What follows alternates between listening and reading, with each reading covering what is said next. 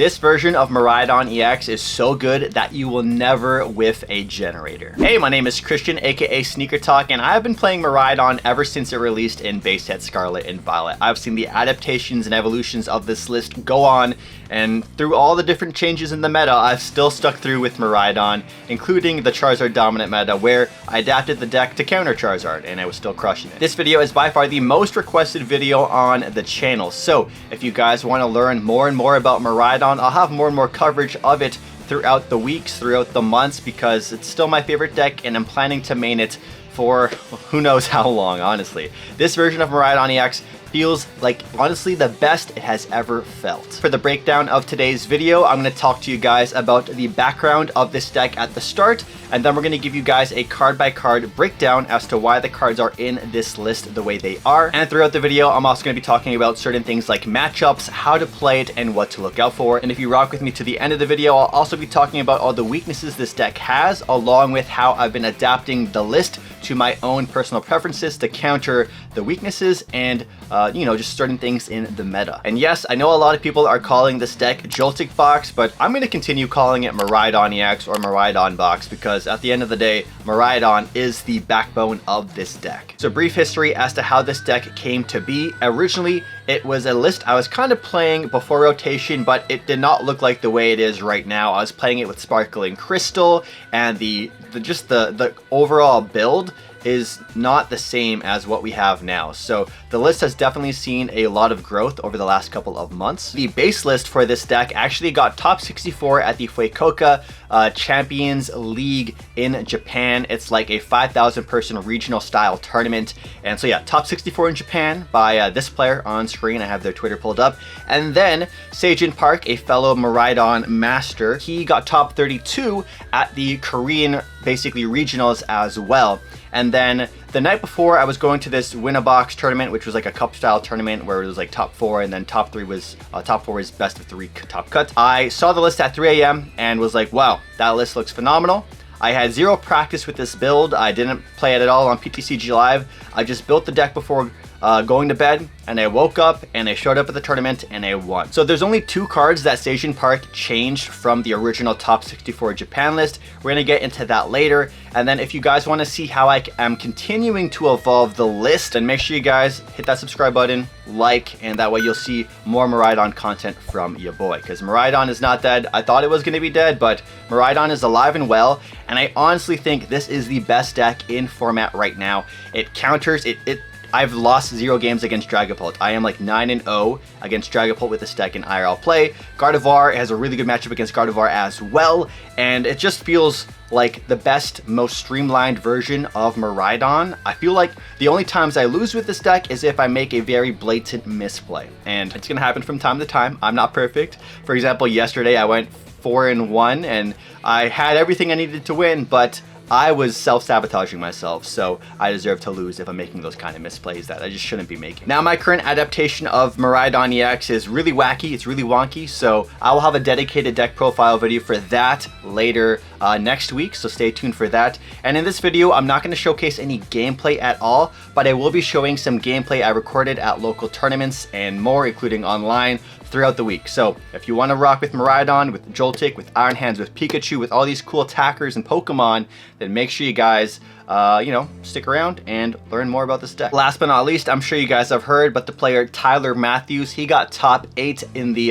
Monterrey regional tournament with a similar version of this deck as well, who also made a couple of changes that I kind of made with my Miraidon deck. This is the core 60 we will be talking about, and you can go ahead and make changes as you see fit, but it feels really good. I wouldn't change too much unless you've really known this deck for a while. I've been playing this deck for like 2 weeks non-stop, so I've grown pretty accustomed to it. And one last thing before we dive into the deck profile, I am a sponsored competitive player by the store Comfy Hobbies, so if you guys want to buy any Pokemon cards at all, check them out in the description down below. You can use code SneakerTalk to save 5% off both in-store and online. And of course, if you get any value at all from this video, I would love if you hit that like button down below, maybe share it with a friend, and if you are feeling extra generous, feel free to become a channel member or drop a super chat, because I know a lot of players charge a lot of money for master classes and tutorials of decks. I think there's some players charging like $35 Canadian this weekend for some like masterclass stuff. So yeah, free content, I got you.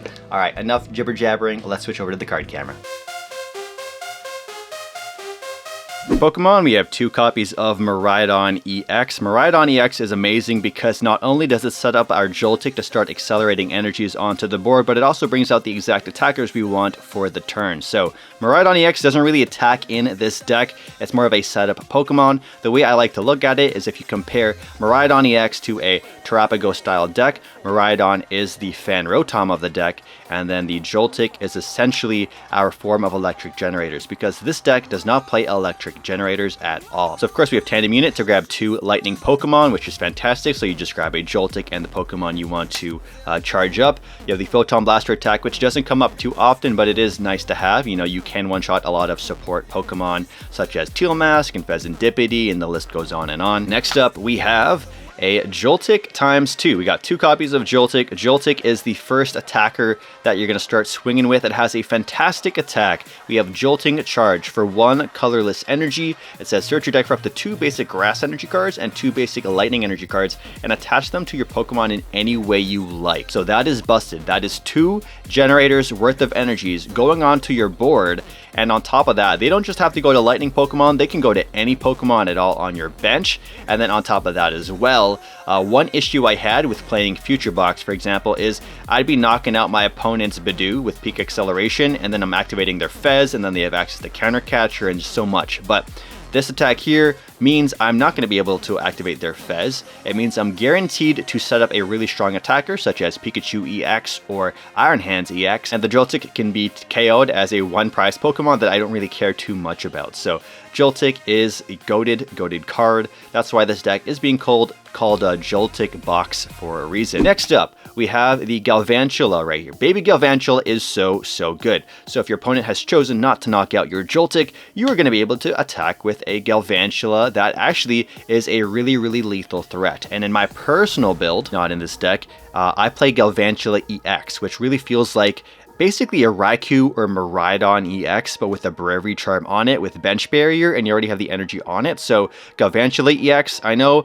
this is a card that most players are not playing, but it's in my personal build, so I'm just going to briefly talk about it because I think it's really underrated. You're able to one-shot a lot of Pokemon like Fez, like Teal Mask, like Cornerstone Mask. The list goes on. Galvantula EX is really good. It's a really strong surprise attacker. Galvantula EX is just so good, especially if they just don't knock out your Joltik and they just hit you with like another item lock. All right. Anyways, Galvantula is great for many reasons. First of all, it is a 1-prize attacker, so that's going to throw off your opponent's prize trade. You have the attack Shocking Web for 1 grass and a colorless, so you do 50 damage. Now, if that colorless energy is a lightning, you're doing an additional 80. And best of all, you're not just doing 130 damage, but if you're attacking a Pokemon with an ability, it says here that you're going to do 50 more damage. So this 1-prize Galvantula is able to 1-hit KO Charizard EX, Zoroark EX, it can 1-hit KO Mew EX, Squawkabilly. The list goes on. You hit 180 into ability Pokemon as long as you have a lightning energy on it. And they actually just pulled this holo play stamp out of my prize pack booster box we just filmed on the channel. So check out that video if you want to see me open up 36 prize packs.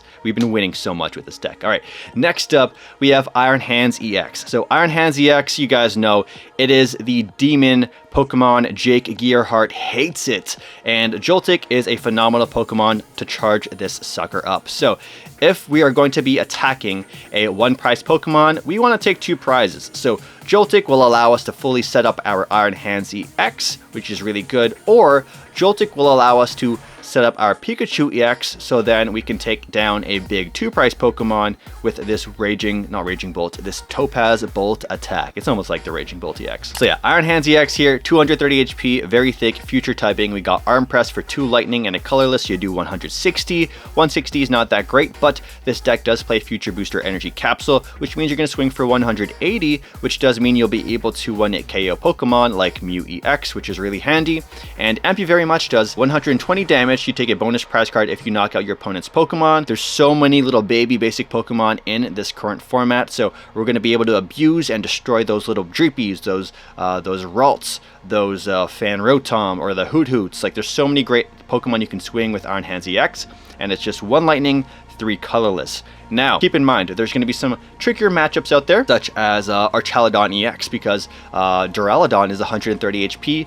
We have 120 damage here. You need that future capsule if you want to one-shot that Duraludon. So those are one of the use cases for future capsule being pretty good. So yeah, Iron Hands EX is really strong. And then if you slap on a Bravery Charm, which we do have in the deck, you're going to be having a 280 HP basic Pokemon that's going to start taking 2 prizes. And if your opponent doesn't have a strong answer to retaliate and take down your hands, you're just going to steamroll them. Next up, we have 2 copies of Pikachu. In my personal build, I've gone down to 1, but this deck is just a basic core list. It's about max consistency, so if you are picking it up for the first time, play with 2, see how you like it. Pikachu EX, 200 HP. It has one of the best abilities in the game, Resolute Heart. If it were to be knocked out, it doesn't get knocked out by a one-hit KO. It just goes down to 10 HP, which is enough to, deny your opponent a prize card. Sometimes it can be annoying if your opponent does have poison cards in their deck or Monkey Dory package in their deck as well.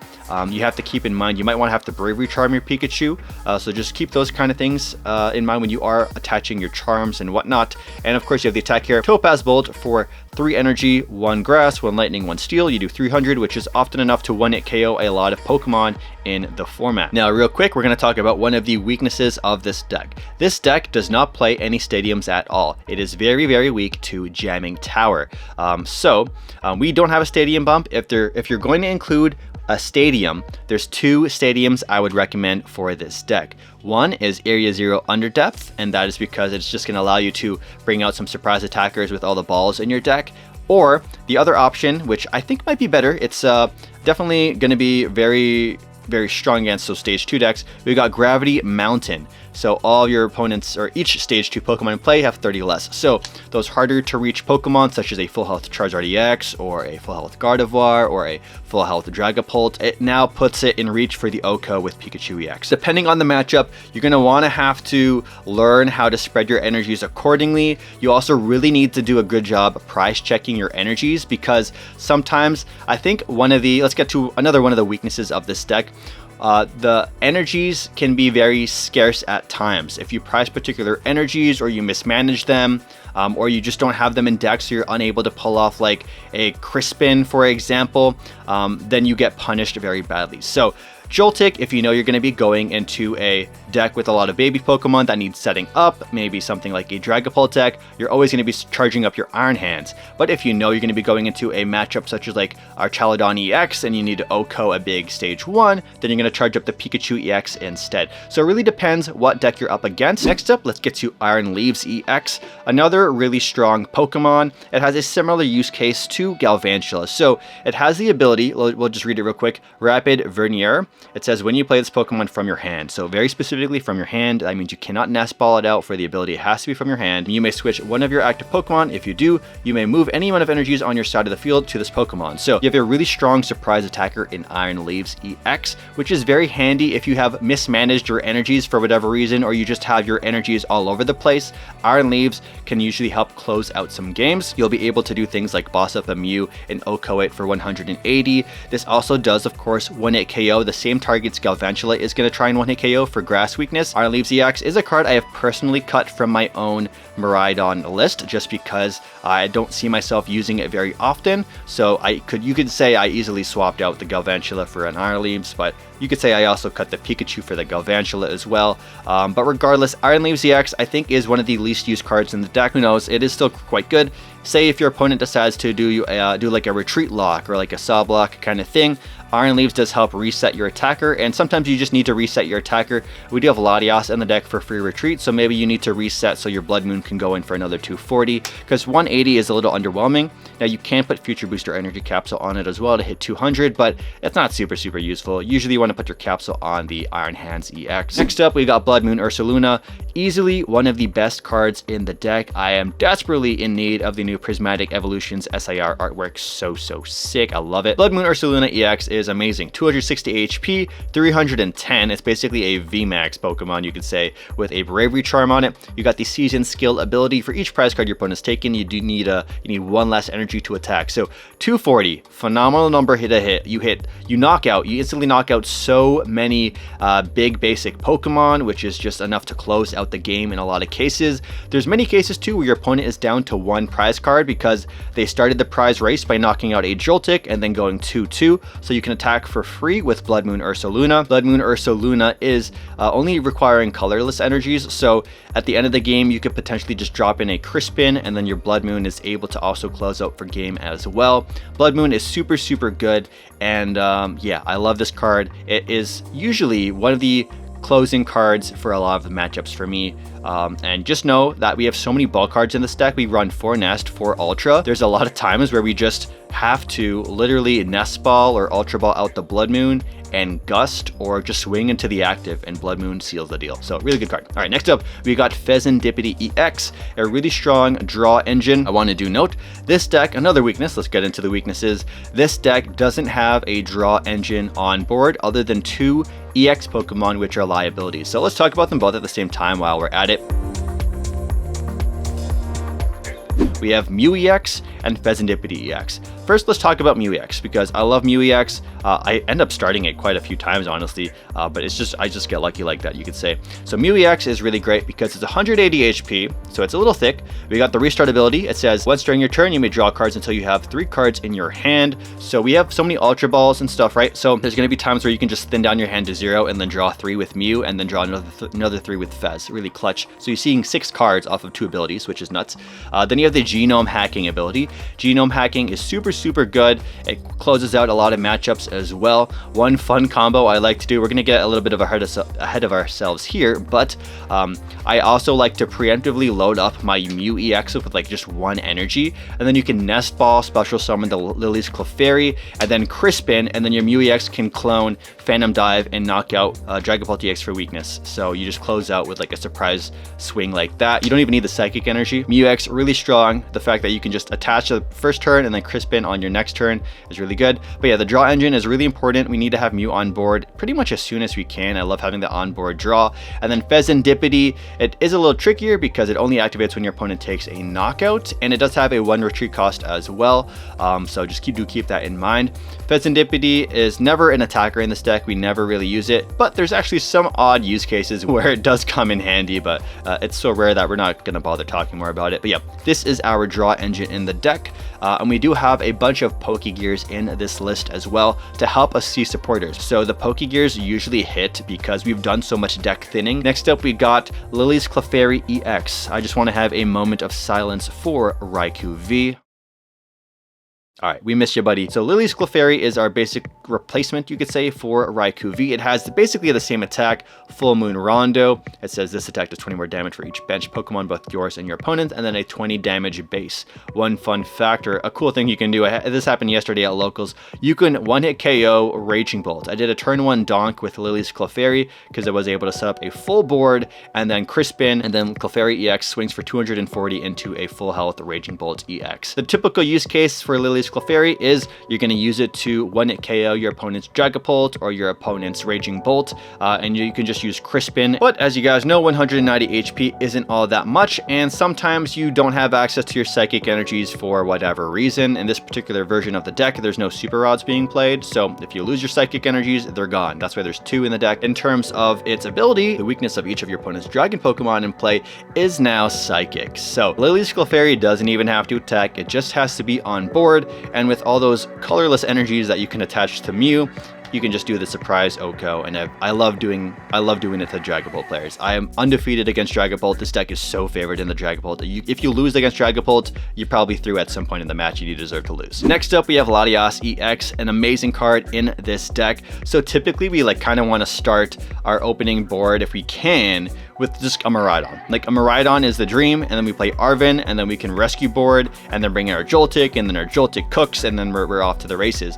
But Latias also means that we don't have to grab the rescue board. It means we could just grab Bravery Charm, so we can start setting up our Iron Hands or just getting our tools onto the board. Latias EX, really good card in the deck. And because we do have 2 Psychic energies, it does mean you can attack with Latias EX. I wouldn't necessarily recommend it, but it is possible. So you could swing for 400 into Dragon Pokemon if you have Lillie's Clefairy out. But yeah, Latias EX, the main purpose of it in this list is to give free retreat for all of our basic Pokemon. And in this deck, we pretty much only play basic Pokemon, which means we always have free retreat, which is fantastic. So those are all the Pokemon in this deck. In my personal build of Miraidon, I've really spiced it up. I personally play, I actually play a Wellspring Mask Ogerpon in my own build. I know the top 8 build that Tyler Matthews got, he plays a Maractus. He plays Maractus as well for that retreat lock. The retreat lock is very useful because you can steal a turn away from your opponent essentially, and that could be enough time to buy you a extra turn of Crispin action or whatnot. I also like using Maractus or Wellspring to set up some bigger plays so your amp you very much can hit actual numbers.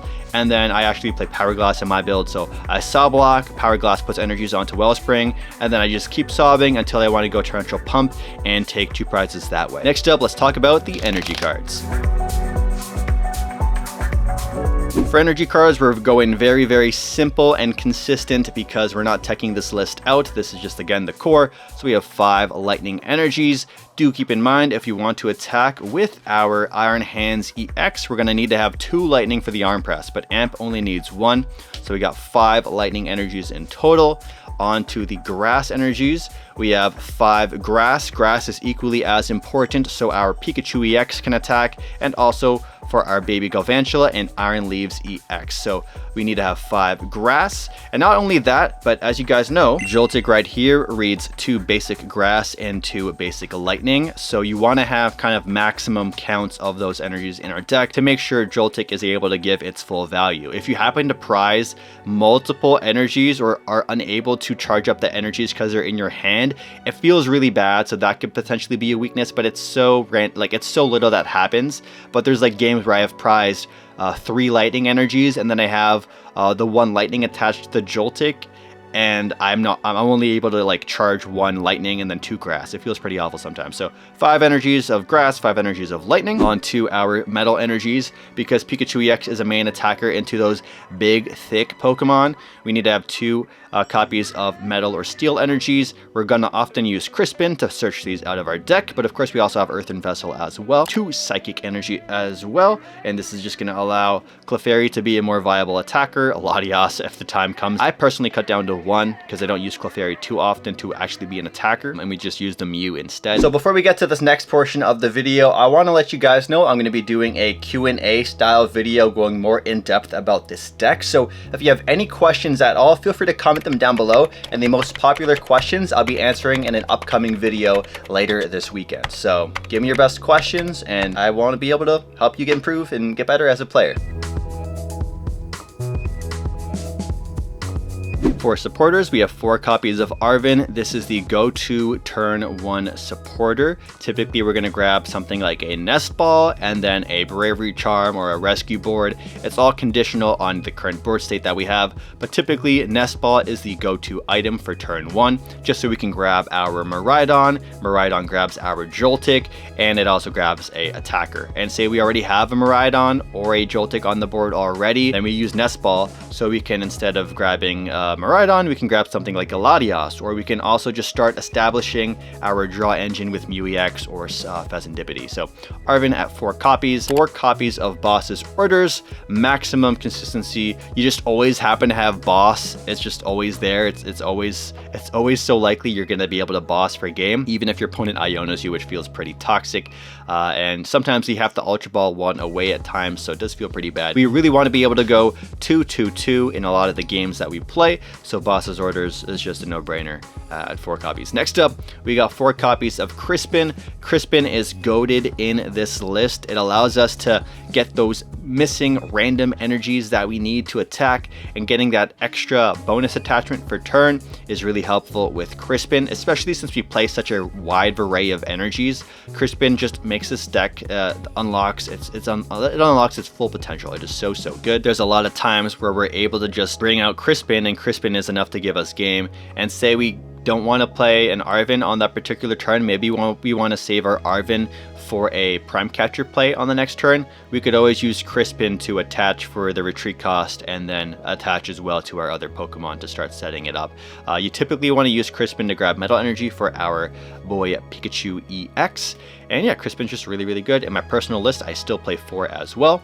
And then last but not least, we have Iono. Iono is so clutch. We only have 1 copy, and you pretty much only want to play it pretty much near the end of the game. So you Iono your opponent down to 1 or typically 2 cards. So really strong supporter card.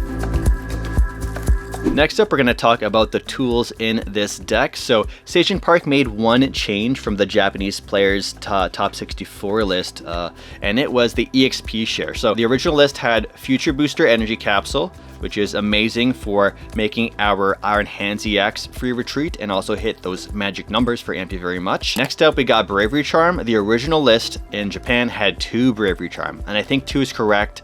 I love Bravery Charm. You can put it on your Fez, your Mew, your Hands, your Pikachu. The use cases for Bravery Charm are endless, and I would personally try and even put in a 3rd copy of Bravery Charm if I can find the room for it. So Bravery Charm plus 50 for HP for your basic Pokemon. Rescue board in here as well, because we sometimes, oftentimes we want to be able to just retreat our active Pokemon, which often have 1 retreat cost out of the active, so our Joltik can start doing its thing. We got rescue board, also very handy if we don't want to set up our Latias EX or whatever reason. You play Arven so much, right? So the tools we grab are always useful. EXP share. This is the one card that I was definitely misplaying in the tournaments I was like winning with it still. I'd be like putting EXP share on a Pokemon and it just wasn't getting its full value. So maybe I could go back to EXP share, but EXP share, in my opinion, is not correct. I would rather have a 2nd copy of Bravery Charm. And going into my own personal list, I personally also play Power Glass as well. It has really good synergy with Galvantula. It has good synergy with the Pikachu, and it also has great synergy too with when I do my Saw Block play into Torrential Pump. But I absolutely see the use cases for having EXP share on. Maybe perhaps we have energies on our hands that are about to get discarded because it gets knocked out. You can have the EXP share on to Pikachu or your Mew EX or your Miraidon. So EXP share is pretty good, but honestly, there's better cards out there. And some players have also questioned, why not put Heavy Baton so your hands can keep those energies or maintain the energies on the board? And because we play Latias EX, it turns off Heavy Baton because we have 0 retreat cost if Latias EX is on the board. So Heavy Baton wouldn't work, and Latias EX gives me so much value in this deck. Heavy Baton, And also, it's way easier for your opponent to just knock out a 230 HP Iron Hands. I'd rather make that more of a threat, make it a thick, juicy 280 HP Kool-Aid Man instead. And so they have to gust around it or just hit and not take a knockout, which is fantastic because that just means Iron Hands is going to take another bonus 2 prize turn on the following turn. So EXP share, Heavy Baton, those are but yeah, Power Glass, I've been enjoying Power Glass. My personal build is 2 Bravery Charm, Rescue Board, and Power Glass. Next up, we're going to talk about the item cards. This deck is a consistent beast, and we want max consistency at the top of mind. With all of our amazing, strong, and basic Pokemon, having 4 Nest Ball is an absolute no-brainer in this deck. So we run 4 copies of Nest Ball, followed by 4 copies of Ultra Ball as well. Exact same use cases as Nest Ball, but again, we do have the option for Mew EX to get more additional draw for us because of thinning our hands down to, a lot less cards. In my personal build, you can get some more usage out of the Ultra Ball by grabbing really strong attackers like Galvantula EX, 4 copies of Pokegear. So top 64 list in Japan, that was the original goated list. Actually had 3 Pokegear, and in my personal build I've been experimenting between 2 and 3. I've gone down to 2 most recently, but 3 was the original build, but the Seijin Park version had 4. Now what the change was that Seijin Park made was he put the Pokegear in, but he took out the Super Rod. So in my personal build, I play Super Rod. I find Super Rod to be an amazing card in this deck too because of our obscure energy cards. Sometimes our energies are in the discard and you don't want them there. We want to be able to Crispin them onto our Pokemon or just have access to them. And of course, sometimes we want to have access to particular basic Pokemon. Like Fez or Mew or our Bloodmoon Ursaluna that we had to discard earlier on, or Lillie's Clefairy that we had to discard earlier on, and then we can just Nastball it out later. I think you're going to want to go with 3 Pokegear and a Super Rod. 4 feels really good. It means that we're able to see our like boss's orders pretty much on demand, our Arvens on demand, our Crispins on demand, and late game, of course, the surprise Iono as well. Lumineon V has rotated, and so players being able to access the exact supporter they want on the turn they want is, you know, not as frequent. You can't Ultra Ball for Lumineon anymore, but Pokegear is really great, especially because we thin so many cards out of this deck turn after turn after turn that we really get a lot of value out of Pokegear. Next up, our other items include Earthen Vessel. Earthen Vessel is a no-brainer to include in this deck just because we have 4 different types of different energies in the deck, right? So we want to be able to have access to all of them. Arven unlocks all of those energies with the help of Earthen Vessel. It means that we can grab that metal energy for Pikachu when we need to. It means we can grab the psychic energy for Lillie's Clefairy when we need to. Of course, it also thins down our hand so our Mew EX can get additional draw. A spec of choice is Prime Catcher. Prime Catcher is also the best A-spec for this deck. Do not change, do not divert your choice. Sparkling Crystal, you know, was the original one people were really cooking with, but Prime Catcher is the way to go. Just trust me on this one. Prime Catcher is it. And even in my personal builds, I've even gone down to 3 bosses orders just because I don't find to need the Gust as much as I thought I would. And I have the Prime Catcher here, so like 3 boss and a Prime feels really good. You could experiment with Counter Catcher, but usually we're ahead in the prize race, so Counter Catcher doesn't make too much sense. Next up, we're going to talk about the weaknesses and the shortcomings of this deck, which honestly there aren't too many. And before we do that, I also want to just give you guys the full 60 card image right here so you guys can screenshot this. Of course, you can hit that like button as well. I'll leave the full 60 card list in the description as well, so if you want to copy and paste it into Pokemon Trading Card Game Live, feel free to do that. And again, if you guys want to see how this deck continues to evolve or how I'm continuing to evolve it myself, then make sure you guys subscribe for those videos. And if you've gotten any value at all from this video, I would love if you just say something in the comments, hit the like, this is free content on YouTube. I'm not charging you anything. I would love if you guys engage with your boy. All right, next up, let's talk about the weaknesses for this deck. So first up, the biggest weakness that this deck faces is the lack of Stadium Bump. So again, we have really important tools in our deck, like Bravery Charm, like Rescue Board, Future Booster Energy Cap, the list goes on. We don't have a Stadium Bump, and so if your opponent plays Jamming Tower, it really puts a thorn in our game plan. It means half the cards Arven is grabbing for us are absolutely useless. So if you're thinking about adding a Stadium, again, Area 0 was like my first go-to. It has a lot of strong use cases, and again, it's also a Stadium that not too many decks are able to take advantage of, because just having a big wide bench isn't necessary for their decks, and they're maybe just not used to having a big wide bench. And then you can bait them, have a big wide bench, and then have Clefairy do additional damage, which is really handy. Also, if they bump the Stadium, then you can always just take off a liability that's taking some damage, or just a liability in general off of your bench. And again, the other one, which I haven't played too much around with, is Gravity Mountain, and that's just because this deck hasn't really been struggling against, like, I've just really not been losing. Like, I'm not really losing unless it's my fault. So I haven't really needed the use for using Gravity Mountain, but if you do need a Stadium, we're not really playing a Stadium necessarily to increase the power level of this deck. It's more of like an insurance policy to make sure our tools have full functioning usage. So go with either of these, and yeah, that's like the first major concern with this deck. It is kind of weak to Tool Jammer, and because you guys know Gardevoir EX is quite strong, it's like the second best deck in format right now. Gardevoir is very, very popular. A lot of decks, if they don't need a Stadium and they just want to increase their win percentage against Gardevoir, they throw in Tool Jammer. So this deck is considered a rogue deck right now, but it's raising in popularity like crazy. So we do get hit in the crossfire by having your opponents play Tool Jammers. So in the future, you're probably going to need to have a stadium of choice. So pick your stadiums wisely. Another weakness in this deck is it's prone to getting retreat locked as well. You can also have these cards in your deck and they just really help you win the mirror match. I mentioned earlier I play Wellspring, but the top 8 list Tyler Matthews played Maractus, which is also really good. I've tested Maractus as well. It's a single prizer, which is really nice. It does have 2 retreat costs though, and it does do 20 damage for 1 colorless, just like the Sob on Ogerpon. However, Ogerpon spikes in power level because if you do play the water like I do, you have access to this other attack. And we're going to get into another of the weaknesses in just a second. But Wellspring is a 2-prizer, so if it does get knocked out, it's 2 prizes. Maractus only 1, and then it does have that ability as well, which is pretty good. That puts 6 damage counters on your opponent's attacking Pokemon. So let's get to another major weakness of this deck, and that is going first.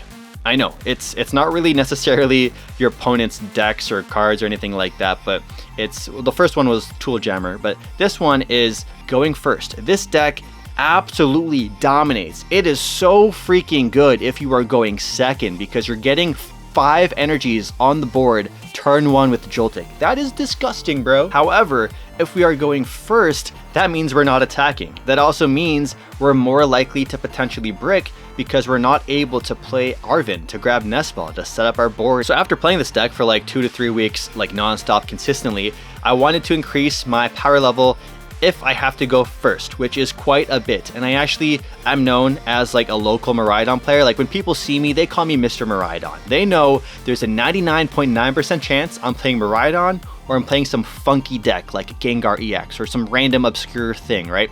But there's a lot of times players are just gonna grief me because they wanna go and grief me. They don't wanna see me at my full power. Now I have won many games where I am forced to go first, but of course if you could prefer to go second, we always want to go second. It's really funny too because if you play against a Terrapagos deck, they usually want to go first. So with both decks at full power, if we don't make any misplays, this deck usually wins like 80% of the time against a Terrapagos style of deck, which is really, really nice, even if they get to go full power, get the Fan Rotom, because Joltik is just so good. A thing to note is sometimes you want to put a Bravery Charm on your Joltik so their Fan Rotom can't insta-KO it. It sounds counterintuitive, but sometimes you just want to deny that prize card, especially if you're a player like myself who wants to have a Galvantula EX grow up. And yeah, getting back to going first in this deck does feel pretty bad because you don't get to play a supporter and you don't get to attack. So I decided to include the Wellspring Mask Ogerpon and a Water Energy. This allows my turn 1 to be very strong, especially if my opponent does not have a strong turn 1 going second. It means I can attach an energy for turn on the first turn and then use Crispin and then go 100 to the active, 120 on the bench and potentially board wipe them and just end the game right there on the spot, or just put myself in a really good position for future plays. As well, Galvantula EX, if you're forced to go first, Galvantula EX is a really strong attacker on the following turn, so you can start swinging into Pokemon. And yeah, Galvantula EX is just so clutch. I love it too. And of course, if you know you're going against a deck like a Badoo, if you have Power Glass on your first turn, which is sometimes it happens, if you Ultra Ball away energy or whatever, and then you have your Joltik in the active or your Wellspring, then your Power Glass kicks in and you're just popping off with your Terra Pokemon even more, or the Galvantula stuff too. Other than that, there's not too many weaknesses that I can think of. Those are just the main ones. You might make some mistakes when it comes to energy resource management. That's very important. So it's going to take some games to practice and getting used to it. You will get punished if you mismanage your energies. But honestly, this deck feels amazing, and there's a reason I just keep winning tournament after tournament with this deck, or I'm getting top 4, top 3, top 8. Like I keep topping tables and I keep doing so well because this deck is just a beast. Now, if you follow me on Twitter or on Instagram or just see my YouTube community post, you guys know I am very active in the Pokemon TCG community. I attend like 3 or 4 tournaments every single week, and I'm always showcasing to you guys the decks I'm playing, usually Miraidon recently, and how I'm adapting the list. So follow me on social media if you want to see the crazy sauce I'm cooking. I'm currently playing Miraidon EX kind of like a Miraidon box, so I don't really call it Joltik box. I've been experimenting with so much random stuff, man. I've been trying to figure out ways to make my first turn even more powerful. So like I've tested Tarantula or I've tested Spitops EX, I've tested Espathra in the list because we play Psychic, we play Grass. Tapu Koko EX EX is a really good attacker too. If you just tandem unit Crispin, you're paralyzed, bam, you're cooking. I've even tested Dragapult EX with Miraidon. That's a fun project. I'm having a lot of fun with that. If you made it to this point of the video, thank you so much for spending your time with me. I really, really appreciate it. If you want to do so, feel free to hit that like button, maybe subscribe if you want to see some more of me, and maybe consider becoming a channel member or dropping a super chat. But we're going to be rocking the live streams again soon, so you'll see a lot of Miraidon gameplay all throughout the week. But for now, Pokemon TCG Live is pretty garbage. Now, if you want to hang out some more, feel free to click on screen to watch some regional vlogs. And if you want to see some Japan vlogs, click here. If you don't want to click either, it was nice having you here on the channel, and maybe I'll see you around again soon. Peace.